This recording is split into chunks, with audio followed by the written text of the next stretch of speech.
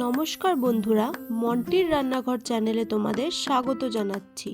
চলে এলাম আরও একটি নতুন রেসিপি নিয়ে। তো আজ আমি তোমাদের বানিয়ে দেখাবো আলু টিক্কি চাট।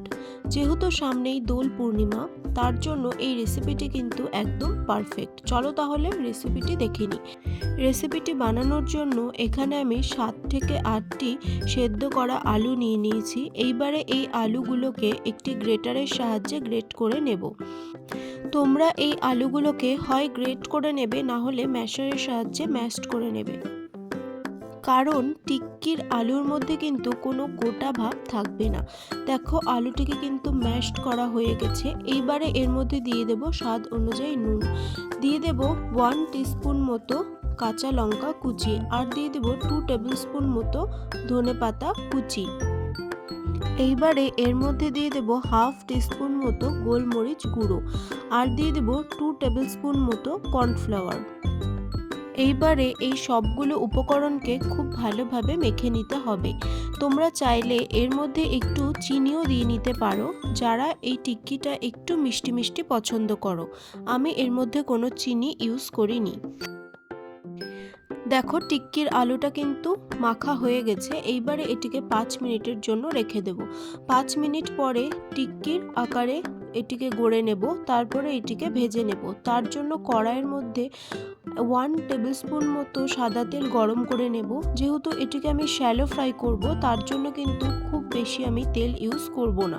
তেলটি ভালোভাবে গরম হয়ে আসলে এই টিক্কিগুলোকে আমি এক এক করে এর মধ্যে দিয়ে দেব এবং খুব ভালোভাবে লাল লাল করে ভেজে নেব।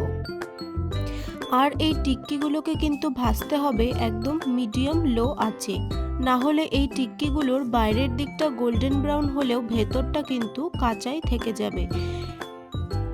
চলো তাহলে এই আলুর টিক্কিগুলোকে ভেজে নিই। এক সাইড গোল্ডেন ব্রাউন হলে এগুলিকে উল্টে অপর দিকেও কিন্তু গোল্ডেন ব্রাউন করে ভেজে নেব।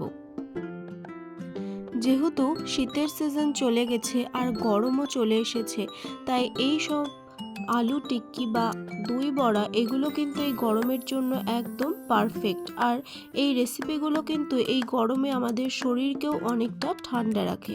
দেখো, আলু টিক্কিগুলো কিন্তু প্রায় ভাজা হয়ে গেছে। চলো তাহলে এবার এই আলু টিক্কিগুলোকে ভালোভাবে সাজিয়ে নেওয়া যাক। তার জন্য একটি প্লেটের মধ্যে প্রথমেই আমি 3টে আলু টিক্কি দিয়ে দেব। এইবারে এই আলু টিক্কির ওপর আমি দিয়ে দেব টক দই। এই টক দইটিকে কিন্তু আমি চিনি দিয়ে হালকা ফেটিয়ে নিয়েছিলাম, তারপরেই কিন্তু এর ওপরে দিয়েছি। ভালোভাবে দইটিকে দিয়ে দিতে হবে। এবারে এর ওপরে দিয়ে দেব ধনেপাতার চাটনি। ধনেপাতা আর একটা লঙ্কা, তার সাথে আমি 1 টুকরো লেবু দিয়ে কিন্তু এই চাটনিটা বানিয়ে নিয়েছি। এইবারে এর ওপর দিয়ে দেব তেঁতুলের চাটনি। তেঁতুলের টক মিষ্টি চাটনি এখানে আমি ইউজ করেছি। এইবারে এর ওপর দেব বিট নুন, দিয়ে দেব অল্প ঝুরি ভাজা। এবারে এর উপরে দিয়ে দেব বিট কুচি।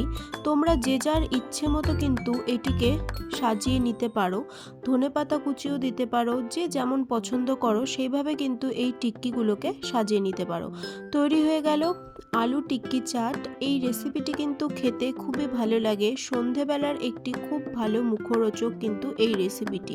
তোমরা অবশ্যই বাড়িতে এই রেসিপিটি ট্রাই করো, আর ভালো লাগলে অবশ্যই ভিডিওটি লাইক করবে, শেয়ার করবে এবং চ্যানেলটিকে সাবস্ক্রাইব করে পাশে থাকবে।